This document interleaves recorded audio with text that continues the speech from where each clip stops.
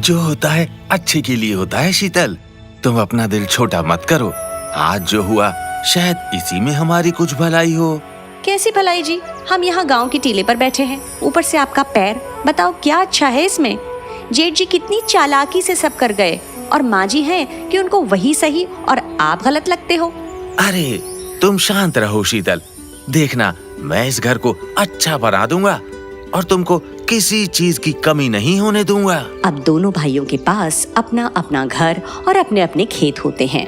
सुरेश अपने घर की 7 वाली जमीन पर शुरू से मेहनत करता है। उसकी बीवी शीतल भी उसके साथ पूरा हाथ बटाती है।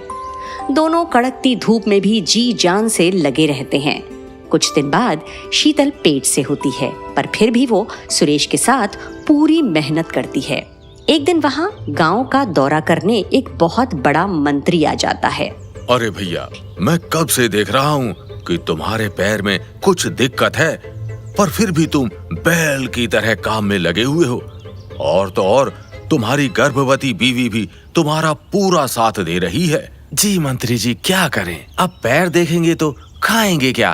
खेती होगी तो घर चलेगा ना। मुझे तुम जैसे मेहनती लोगों को देखकर बड़ी खुशी मिलती है, जो तकलीफ में भी मेहनत करना जानते हैं और कोई बहाना नहीं बनाते। तुम्हारी बीवी की भी दाद देते हैं, जो ऐसी अवस्था में अपने पति का साथ दे रही है।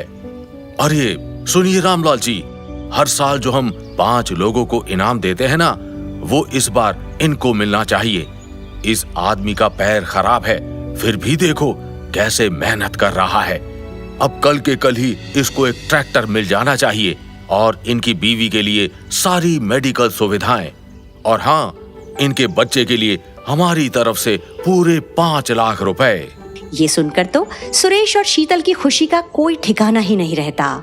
उन दोनों की आंखों में खुशी के आंसू बह रहे होते हैं। आप तो सच में भगवान बनकर आए हैं हमारे लिए। सच में मंत्री जी, आपने जो हमारे लिए किया है हम वो कभी नहीं भूलेंगे। आपका बहुत बहुत धन्यवाद। अरे बस करो और सदा खुश रहो। अगले ही दिन सुरेश को नया ट्रैक्टर मिल जाता है, जिसकी मदद से सुरेश को खेती करने में बड़ी ही आसानी होती है। कुछ ही दिनों में सुरेश की फसल चारों तरफ लहरा रही होती है।